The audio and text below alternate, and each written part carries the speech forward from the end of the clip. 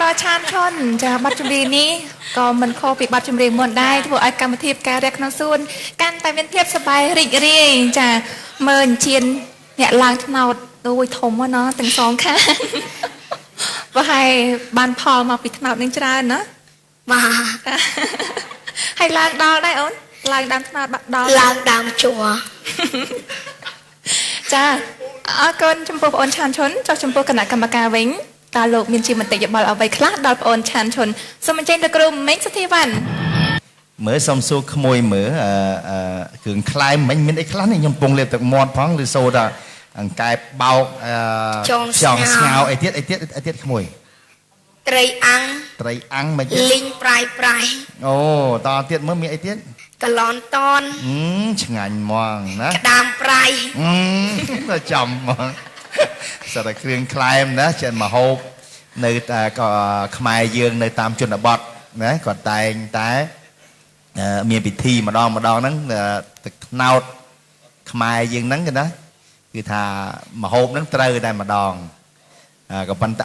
ខ្ញុំសូមជូនបទចម្រៀងនេះទៅដល់បងប្អូននៅតាមជនបទសូមឲ្យគាត់សប្បាយរីករាយផងដែរក៏ប៉ុន្តែបើសិនជាផ្ទះនៅចិត្តផ្លូវជាតិពេលស្វឹងមែនតែនសូមមេត្តាកុំបើកបអត់ជាគ្រឿងស្វឹងដែរណាយើងងាកមកក្មួយវិញថ្ងៃនេះគឺថាតែងខ្លួនសំជាអ្នកជនបទមែនហើយបកស្រាយចម្រៀងក៏វារស់មែនហើយវាមានចង្វាក់ញាក់កន្ត្រាក់ទៅតាមបទភ្លេងតែម្ដងគឺថាក្មួយបានសម្ដែងបានល្អណាស់ទាំងរំទាំងអ្វីទាំងស្លៀកពាក់ណាខ្ញុំសូមកោតសរសើរហើយអ្វីដែលកង្វះខាតនោះគឺមានតិចតួចទេមិននិយាយទេណាឃើញថាថ្ងៃនេះឃើញថាសម្ដែងបានល្អតែម្ដងហើយសូមរក្សានៅសុខភាពព្រមទាំងទេពកសង្ឃណាទុកឲ្យយើងក្នុងតិចរបស់យើងនឹងលឺសូរតែការសរសើររហូតយើងលឺឲ្យសូមឲ្យលឺអញ្ចឹងហើយចិត្តរបស់យើងមានការព្រួយបារម្ភភ័យខ្លាចការសរសើរនេះបាត់បង់ពីតិចយើងណាមានតែប៉ុណ្្នឹងទេហើយសូមជូនពរសូមឲ្យខំប្រឹងប្រែងដើម្បីយកជ័យជំនះបាទអរគុណលោកគ្រូសូមអញ្ជើញអ្នកបោះសួនចន្ទថាប្អូនឆាងឈុនមើលទៅឃើញប្អូនច្រៀងបានល្អឥតខ្ចោះតែអាណិតតបងកាមេរ៉ាគាត់លើកែបបោកកែបអីហ្នឹងទុនដៃទុនជើងអស់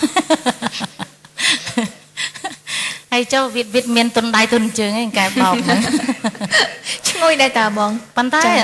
ល្អបទចម្រៀងល្អពីព្រោះនិយាយទៅរឿងដើមថ្នោតជាគ្រឿងមួយជាគេថាចុះពីលើកប៉ាស់ហោះឃើញដើមថ្នោតស្រុកខ្មែរចាអញ្ចឹងការសរសើរប្អូនហើយលោកគ្រូមានប្រសាសន៍អញ្ចឹងការសរសើរយើងកាន់តែប្រយ័ត្នមិនមែនសរសើរពេលហ្នឹងឲ្យយើងភ្លេចខ្លួនទេចាអញ្ចឹងសប្តាហ៍នេះហើយសប្តាហ៍មុនប្អូនធ្វើបានល្អណាច្រៀងបើសិនកុំមើលមុខទៅជាអាយុ20ហើយប៉ុន្តែឮថា8ឆ្នាំទៀតយកប្រពន្ធទេឥឡូវអញ្ចេះចាំអ្នកគ្រូសុំឧបត្ថម្ភពីលោកហ្វៃសំអាងទិញកូនជ្រូកមួយចា8ឆ្នាំយើងញាត់លុយមួយថ្ងៃ500ទៅដល់ល្មមបងឆាងឈុនរៀបការយើងយកលុយហ្នឹងចងដៃថាលេងទេណាចឹងសូមជូនពរឲ្យបងអូនទទួលបានដល់ជោគជ័យសូមអរគុណអ្នកគ្រូអរគុណអ្នកបងអរគុណចំពោះបងអូនឆានឈុនដូចគ្នាចាលោកនាងជាទីគោរពនិងជាទីមេត្រីលោកអ្នកបានស្ដាប់ឬមកហើយតាំងតែពីដើមរហូតមកដល់នឹងពេលនេះសមត្ថភាពដួងកាយទាំង3រូបរបស់យើងកំពុងតែប្រជែងគ្នាយ៉ាងសម្បើមដើម្បីនឹងដណ្ដើមយកនៅជ័យលាភីជាដួងកាយដ៏ឆ្នើមតែមួយរូបគត់នៅក្នុងកម្មវិធីផ្កាយរះក្នុងសួនរបស់យើងសូមស្ដាប់នៅមតិយោបល់ជាសរុបពីគណៈកម្មការទាំងពីររូបរបស់យើងសូមអញ្ជើញលោកគ្រូមេងសុធាវ៉ាន់បាទសូមអរគុណនៅចុងបញ្ចប់នេះខ្ញុំមានអ្វីជូនជំរាបដល់ក្មួយឲ្យបានខ្វះក្បាយទេក្រៅពីសូមឲ្យក្មួយទាំងអស់មកដួងកាយទាំង3ហ្នឹងដើម្បីឈានទៅរកជាជំនះយើងត្រូវថែសុខភាពបន្ទាប់មកទៀតត្រូវតែប្រុងប្រយ័ត្ននៅក្នុងការហាត់សមការហាត់សមសំខាន់ណាស់មិនមែនយើងធ្វើមួយពេលដោយខ្ជាទទួលបាននៅជោគជ័យទេ ការខំប្រឹងប្រែងហាត់សមនេះគឺសម្បើមណាស់ដូច្នេះនៅសល់តែប្រហែលសប្តាហ៍ទៀតទេយើងនឹងផ្ដាច់ព្រាត់ហើយអញ្ចឹងពីចប់សប្តាហ៍នេះទៅចូលដល់សប្តាហ៍មុខទៀតយើងត្រូវបង្កើននៅការនៅទេពកោសលយើងឲ្យបានខ្លាំងជាងសប្តាហ៍នេះអញ្ចឹងត្រូវធ្វើម៉េចត្រូវការរក្សាសុខភាពនិងខំប្រឹងហាត់សមឲ្យបានម៉ាត់ចាត់មែនទែន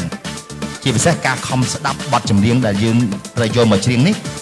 យើងត្រូវគិតថាណែនាំអ្វីចង្វាក់យ៉ាងម៉េចយើងត្រូវតែព្យាយាមធ្វើឲ្យបានគ្រប់ជ្រុងជ្រោយទើបយើងទទួលបានដោយជោគជ័យអញ្ចឹងជាចុងបញ្ចប់ខ្ញុំសូមជូនពរឲ្យក្មួយដួងតារាទាំង3ដួងកាយទាំង3នេះសូមឲ្យខំប្រឹងប្រែងដើម្បីសម្រេចជោគជ័យនៅចុងបញ្ចប់បាទសូមអរគុណអរគុណអ្នកប្រសាសន៍ដ៏មានសារៈសំខាន់ពីលោកគ្រូមេងសុធីបានជាបន្តទៀតសូមអញ្ជើញអ្នកបងសួនចន្ទថានិយាយសង្ខេបបន្តិចចុះបងប្អូនទាំង3ទាំង6ដួងឥឡូវសល់3ក៏ស្ថិតនៅក្នុងដួងចិត្តរបស់ខ្ញុំក៏ស្ថិតនៅក្នុងដួងចិត្តអប្សរារួចទៅហើយអញ្ចឹងសូមផ្ដាំផ្ញើបងប្អូនទាំង3ដោយលោកគ្រូមានប្រសាសន៍អញ្ចឹងសូមឲ្យបងប្អូនថែសុខភាពទៅណាមកណាយើងប្រយ័ត្នប្រយែងចាយើងបង្កើននៅចំណេះចិត្តដើម្បីយើងបត់ចម្រៀងណាចាកាលណាដែលលោកផ្ដល់បទចម្រៀងណាឲ្យយើងត្រូវតែចិត្តចង់ស្ដាប់ឲ្យមែនតែនពីព្រោះប្អូននៅក្មេង